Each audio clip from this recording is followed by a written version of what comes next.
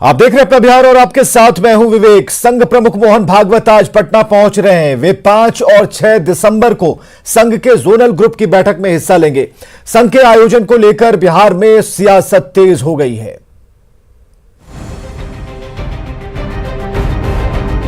अरसे बाद बिहार में आरएसएस की बड़ी बैठक होने वाली है। पटना में राष्ट्रीय स्वयंसेवक संघ की 2 दिवसीय अखिल भारतीय कार्यकारी मंडल की क्षेत्र स्तर की बैठक होने वाली है, जिसमें आरएसएस प्रमुख मोहन भागवत और सरकार्यवाह भैयाजी जोशी शामिल रहेंगे। जहां 5 और 6 दिसंबर को आरएसएस के क्षेत्रीय कार्यकारी मंडल की बैठक में वे शामिल होंगे। पटना के केशव विद्या मंदिर में ये बैठक आयोजित है। बिहार झारखंड से संघ के 40 पदाधिकारी बैठक में हिस्सा लेंगे। संघ के अलग अलग संगठनों के कामों की समीक्षा की जाएगी। बैठक में राम मंदिर निर्माण पर भी चर्चा की जानी है। किस तरह से उसमें बदलाव या तेजी लाई जाए, इस पर चर्चा की जाएगी। तो ये जो बैठक है वो काफ़ी अहम बैठक मानी जा रही है और जो हमारे सोर्स बता रहे हैं कि इस बैठक में राम मंदिर को लेकर भी चर्चा की जाएगी। आरएसएस प्रमुख के कार्यक्रम को लेकर पटना स्थित संघ कार्यालय विजय निकेतन में हलचल काफी तेज हो गई है। तो वहीं बिहार में संघ के कार्यक्रम को लेकर सियासत भी खूब हो रही है। कांग्रेस ने आयोजन की टाइमिंग पर सवाल खड़े किए हैं। देखिए, मोहन भागवत जी जब भी बिहार आते हैं कहीं न कहीं वो सांप्रदायिकता का एजेंडा लेके आते हैं। मैं समझता हूँ कि नीतीश कुमार जी का दायित्व है कि उनके दौरे पर नजर रखें। भारतीय जनता पार्टी अपने हिडन एजेंडा को बिहार में तेजी से फैलाना चाहेगी। तो कांग्रेस के सवाल पर सत्ता पक्ष की ओर से करारा जवाब भी दिया जा रहा है। अब वो कौन सा अपराध है? कांग्रेस से पूछ के कोई कहीं जाएगा आएगा? वो ठेकेदार हैं किसी के आने जाने के, वीजा पासपोर्ट देने के। अपने देश में किसी को आने जाने का कहीं राइट है कि नहीं है? क्या उनसे पूछ के कोई देगा? इसलिए ये भ्रम फैलाने का असफल प्रयास है और खोई हुई जमीन ढूंढने की एक कोशिश है और कुछ नहीं। वैसे संघ की क्षेत्रीय कार्यकारी मंडल की बैठक पहले राष्ट्रीय स्तर पर हुआ करती थी, लेकिन कोरोना के संक्रमण को देखते हुए अब देश के 11 क्षेत्रीय केंद्रों में ये बैठक करने का फैसला लिया गया है। इन्हीं 11 सेंटर में से उत्तर पूर्वी क्षेत्र यानी बिहार और झारखंड की बैठक का आयोजन पटना में किया जा रहा है। न्यूज़ 18 के लिए पटना से आनंद अमृतराज और साकेत कुमार की रिपोर्ट। तो अरसे बाद बैठक होने जा रही है। रजनीश सीधे हमारे साथ जुड़ चुके हैं। रजनीश, लेकिन सियासत गर्म है। आरएसएस की बैठक, भीतर के कामकाज को लेकर समीक्षा, विस्तार पर चर्चा, लोगों के दिलों में पैठ बनाने की कोशिश और इस बीच विपक्षियों की चिंता।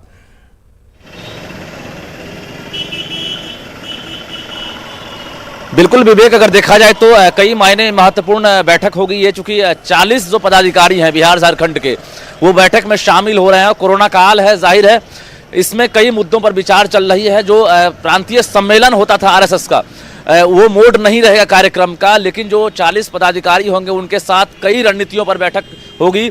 संघ प्रमुख के साथ साथ जो कार्यवाही जो अधिकारी हैं वो भैया जी जोशी भी इसमें शामिल होंगे। साथ ही बीजेपी के कई बड़े नेता के भी शामिल होने की संभावना है। बता दें आपको कि जिस तरह से मोहन भागवत चुनाव के बाद आ रहे हैं, यानी बीजेपी को भारी बहुमत मिलने के बाद, एनडीए सरकार बनने के बाद, मोहन भागवत के आने के बाद जो विपक्षी हैं कहीं ना कहीं वो हमलावर हो गए हैं और अभी से ही इंतजार कर रहे हैं कि बैठक में आखिर क्या रणनीति बनती है।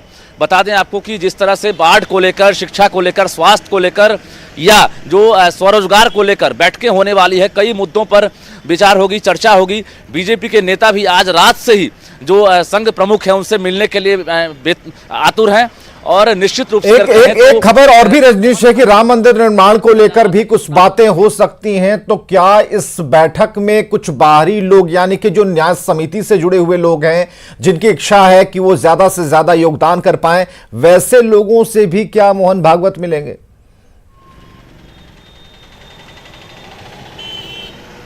बिल्कुल, देखिए राम मंदिर बनाने को लेकर भी रणनीति बन सकती है। उसमें कितने सदस्य बिहार से भाग ले सकते हैं, उसमें जो बड़े नेता हों या फिर छोटे कार्यकर्ता हों, तमाम लोगों से अपील करेंगे मोहन भागवत। और जो रणनीति होती है आरएसएस की वो रणनीति जो है नजर बनाकर रखिए रजनीश, हम आपके पास लगातार आते रहेंगे। बहुत बहुत शुक्रिया तमाम जानकारियों के लिए। इधर बेगूसराय में अवैध शराब के धंधेबाज ने एक अधेड़ की पीट कर हत्या कर दी। घटना मटिहानी के पन्नापुर की है और मृतक की पहचान पन्नापुर के नाथो ताती के रूप में की गई है। तो पीट कर हत्या की गई है। इस पूरे मामले में अभी तक जो जानकारियां मिल पाई हैं उसके मुताबिक घटना शराब पीने के दौरान उपजे विवाद को लेकर बताया जा रहा है और हत्या का आरोप अवैध शराब का कारोबार करने वाले अमरेश ताती, कमलेश ताती और उनके परिजनों पर है। अंडा का दुकान था, हम गए थे अंडा खाने के लिए और उस घर में दारू बना के बेच रहा था। उसी जगह पे कमल देव था, तो उससे हमको बकवास हुआ। बकवास होने के बाद हम तुरंत चले आए। उसके बाद जाकर मेरा पिताजी गया समझौता करने के बाद। उसके बाद वो घर से फ़ोन करके 18 से 19 आदमी को बुलाया। उसके बाद हमारा पिताजी को स्पॉट मर्डर कर दिया। तो बिहार में आपराधिक घटनाएं रुकने का नाम नहीं ले रही। टीवी स्क्रीन पर आप आरा, रोहतास और नवादा की तस्वीरें अब देख पा रहे हैं। पहली तस्वीर आरा की है, जहां अपराधियों ने एक स्वर्ण व्यवसायी को गोली मारी है। 10 लाख के जेवर और 25,000 रुपए नकद लूटे हैं। व्यवसायी शाहपुर बाजार से अपनी दुकान बंद कर घर लौट रहा था। दूसरी तस्वीर रोहतास के काराकाट की है, जहां दोहरे हत्याकांड से गांव में तनाव है। पुलिस गांव में कैंप कर रही है। दरअसल गुरुवार की शाम अपराधियों ने सुमन यादव नाम के शख्स की गोली मारकर हत्या कर दी। हत्या के बाद अपराधी गांव की तरफ भाग रहे थे। रास्ते में ग्रामीणों ने उन्हें पकड़ा, इतनी पिटाई की कि उनकी मौत हो गई। जो तीसरी तस्वीर है वो नवादा के रुपौल थाना क्षेत्र की है, जहां बेनीपुर के जंगल से 2 लोगों का शव बरामद हुआ। दोनों की गला रेतकर हत्या की गई है और बताया जा रहा है कि हत्या वर्चस्व की लड़ाई में हुआ है।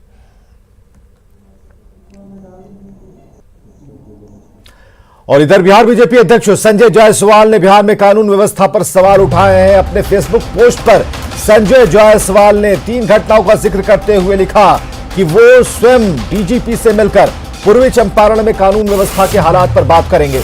उन्होंने लिखा है कि कानून व्यवस्था की बिगड़ी हालत से गुस्से में लोग हैं।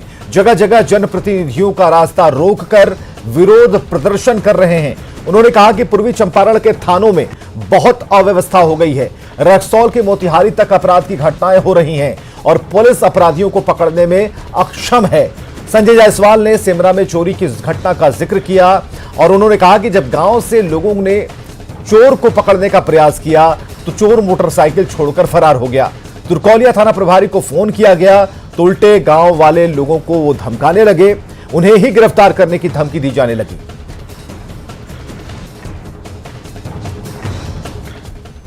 तो कानून व्यवस्था पर संजय जायसवाल के सवाल पर विपक्ष ने सवाल उठाए हैं, जबकि बीजेपी ने कहा है कि उनका सवाल जायज है। सरकार की नीति को जमीन पर उतारने की जरूरत है। वो अगर फेसबुक पर लिखते हैं कि बिहार में कानून व्यवस्था ध्वस्त हो गई है, कानून का राज खत्म हो गया है, डीजीपी से मिलेंगे। अरे डीजीपी से क्यों मिल रहे हैं? ये आपकी भी उतनी ही जिम्मेदारी है जितनी जेडीयू की है। आप नीतीश कुमार जी से मिलिए, अपने दोनों डिप्टी चीफ मिनिस्टर को ले जाकर बात करिए कि आखिर बिहार में अपराधियों ने जो तांडव मचा रखा है और लोगों का जीना मुहाल हो गया है, कहीं कानून का राज दिखता नहीं है। प्रदेश अध्यक्ष डॉक्टर संजय जायसवाल जी बेतिया से पटना आ रहे थे। सड़क जाम में वो फंसे। वहां लोगों से बात करने पर उनको जानकारी मिली कि लगातार चोरी की घटनाएं हो रही है। प्रशासन के लोग कार्रवाई नहीं करते हैं, सूचना देने वाले को ही धमकाने का काम करते हैं। संजय जायसवाल जी ने चिंता प्रकट किया है। जो सरकार की नीति है अपराधियों के और अपराध के खिलाफ जीरो टॉलरेंस की, उस नीति को जमीन पर उतारना पड़ेगा। और संजय हमारे साथ सीधे जुड़ चुके हैं। संजय जायसवाल कहना चाह रहे थे, उन्होंने अपनी बातें कहीं, चिंता जाहिर की जो बीजेपी के लीडर बता रहे हैं, लेकिन उन्होंने एक दुरुस्त व्यवस्था में जो कमियां पाई उसे जो बताने का तरीका था, क्या वो आम लोग या फिर विपक्षी समझ नहीं पाए?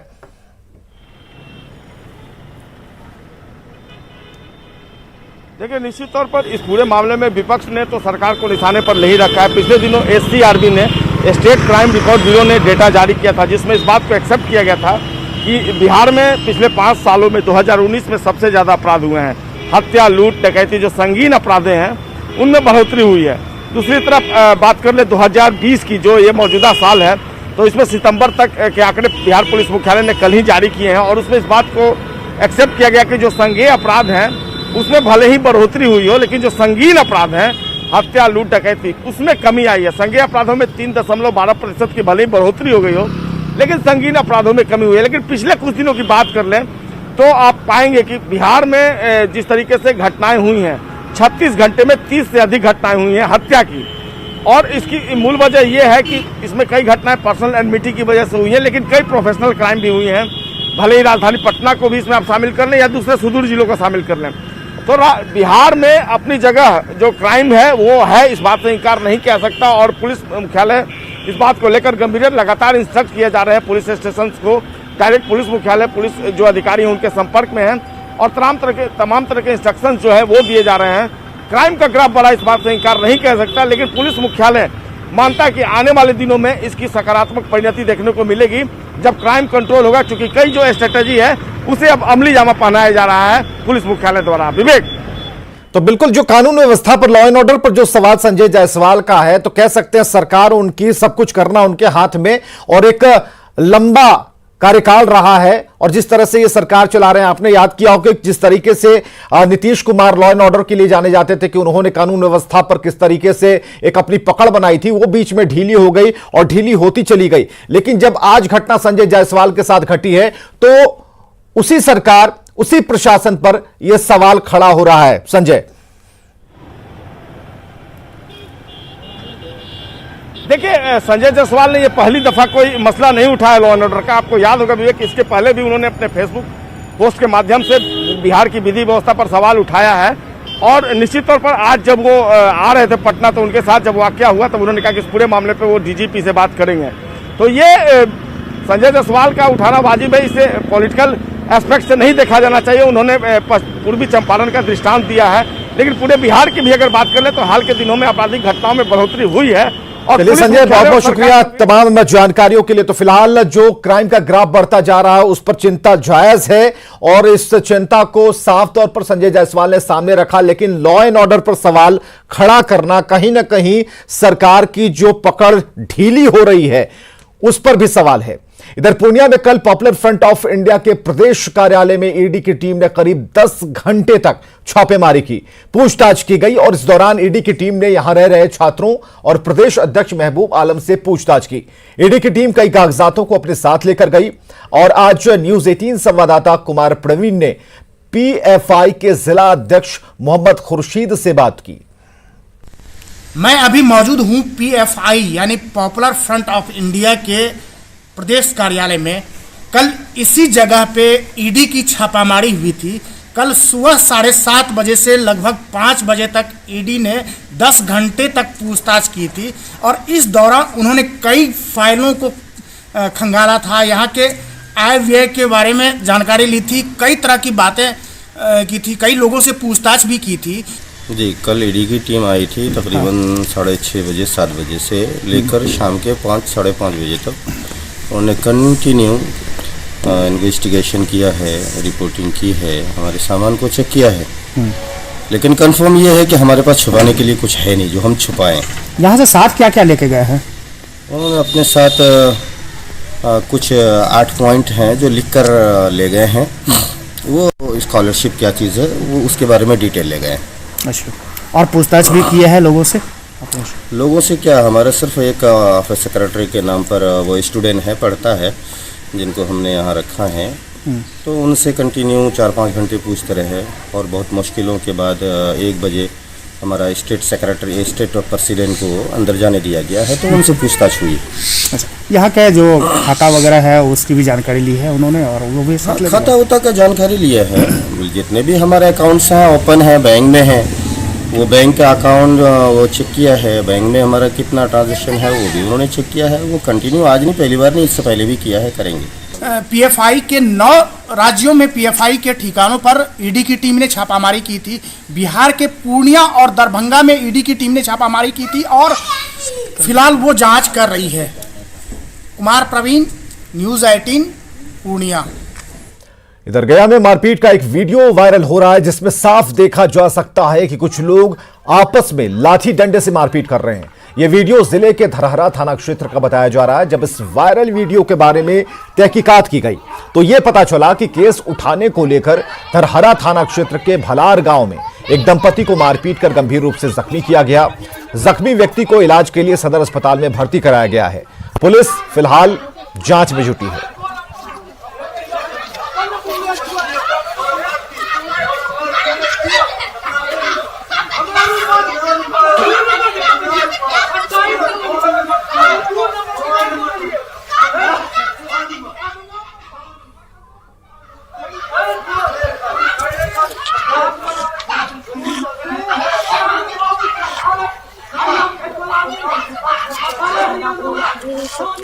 और चलिए इस वक्त की बड़ी खबर, टीआरएस के गढ़ में बीजेपी का जलवा। जी हां, इस वक्त की सबसे बड़ी खबर हम आपको बता रहे हैं। टीआरएस के गढ़ में बीजेपी का जलवा और हैदराबाद नगर निगम के चुनाव में एक बड़ा उलटफेर यहां पर देखने को मिल रहा है। उलटफेर क्या है ये जरा जानिए। मतगणना के रुझानों में बीजेपी बहुमत में है। बीजेपी बहुमत में है। रुझानों में बीजेपी ने टीआरएस को पीछे छोड़ दिया है। 150 में से बीजेपी को 75 सीटों पर बढ़त मिलती यहां दिख रही है। हैदराबाद से इस वक्त की बड़ी खबर, पूरे देश की नजर और टीआरएस के गढ़ में बीजेपी का जलवा। 150 में से बीजेपी को 75 सीटों पर बढ़त मिलती यहां दिख रही है। तो हैदराबाद नगर निगम के चुनाव में एक बड़ा उलटफेर, रुझानों में बीजेपी को बहुमत। और हैदराबाद से इस वक्त की बड़ी खबर हम आपको बता रहे हैं, चुनाव में बीजेपी ने टीआरएस को पीछे छोड़ दिया है। 150 में से बीजेपी को 75 सीटों पर बढ़त मिली है। चलिए खबरों में आगे बढ़ते हैं। वरिष्ठ बीजेपी नेता सुशील मोदी का राज्यसभा के लिए चुना जाना तय माना जा रहा है। नामांकन के आखिरी दिन एक निर्दलीय उम्मीदवार ने पर्चा भरा, लेकिन प्रस्तावक नहीं दिए जाने पर उनकी उम्मीदवारी रद्द हो सकती है। सुशील मोदी का राज्यसभा जाना तय हो गया है, क्योंकि गुरुवार को नामांकन के आखिरी दिन एनडीए उम्मीदवार के खिलाफ महागठबंधन की ओर से कैंडिडेट नहीं दिया गया। लेकिन एक निर्दलीय प्रत्याशी श्याम नंदन प्रसाद ने सुशील मोदी के खिलाफ आखिरी वक्त में नॉमिनेशन दाखिल कर दिया। पेशे से इंजीनियर श्याम नंदन 2014 का लोकसभा चुनाव पटना साहिब सीट से बतौर निर्दलीय लड़ चुके हैं। इन सब के बीच कांग्रेस के एक बयान ने विपक्ष के खस्ताहाल को कुछ यूं बयां कर दिया। राज्यसभा के लिए जो हमने बेहतर प्रत्याशी ढूंढने का प्रयास किया वो उसके लिए तैयार नहीं हुई। हम लोगों की कोशिश थी कि रामविलास पासवान जी की पत्नी साहस करें। कांग्रेस नेता प्रेमचंद्र मिश्रा के बयान पर सियासत भी तेज हो गई है। जेडीयू ने कहा है कि स्पीकर चुनाव में मिली हार से विपक्ष हताश था, लिहाजा राज्यसभा चुनाव में रण ही छोड़ दिया गया। जबकि आरजेडी के नेता कह रहे हैं कि उम्मीदवार खड़े करने पर सरकार को कमजोर करने की बात सत्ता पक्ष की ओर से कही जाती है। देखिए, राष्ट्रीय जनता दल को मालूम था, क्योंकि अभी भी स्पीकर का जब चुनाव हुआ, उम्मीदवार उतारे महागठबंधन की ओर से, उनको वहां हारना पड़ा। फिर राज्यसभा का चुनाव में हल्ला था कि उम्मीदवार उतारेंगे, स्वागत हम करें तो उतारो। इनको मालूम था कि हाँ भी हारना हो, इसलिए भाग खड़े हुए। देखिए, सबसे पहले तो बीजेपी और जेडीयू की नीयत और नीति में दोनों पे संदेह है। जब हम लोग खड़ा करते हैं तो बोलेंगे ये पार्टी तोड़ने के लिए खड़ा कर रहे हैं, अगर नहीं खड़ा करते हैं तो बोलेंगे जो डर गई है। विपक्ष चाहे जो दलील दे, लेकिन महागठबंधन की ओर से एलजेपी को राज्यसभा सीट का ऑफर देकर एक तीर से कई समीकरण साधने की कोशिश जरूर की जा रही थी। आरजेडी चाहती थी कि रामविलास पासवान के निधन से खाली हुई इस सीट से उनकी पत्नी रीना पासवान चुनाव लड़ें, लेकिन चिराग ने विपक्ष का साथ न देकर सियासत में अपना रास्ता केंद्र और बीजेपी के लिए खुला रखा। भले ही जेडीयू के खिलाफ चिराग पासवान का रुख अब भी आक्रामक हो, इसे ही तो सियासत कहते हैं। वैसे शुक्रवार यानी 4 दिसंबर को नामांकन पत्रों की जांच की जाएगी। नामांकन वापसी की अंतिम तिथि 7 दिसंबर है, जबकि 14 दिसंबर को मतदान होगा और नतीजे भी उसी दिन आएंगे। नतीजे क्या आने वाले हैं ये बताने की जरूरत नहीं, क्योंकि महागठबंधन की ओर से सुशील मोदी को वॉक ओवर दे दिया गया है और बीजेपी नेता सुशील मोदी अब चारों सदन, बिहार विधानसभा, बिहार विधान परिषद, लोकसभा और अब राज्यसभा के सदस्य बनने वाले नेताओं में शुमार होने जा रहे हैं। न्यूज 18 के लिए पटना से रवि एस नारायण के साथ ब्यूरो रिपोर्ट। और खबरें लगातार जारी हैं, आप बने रहिए हमारे साथ।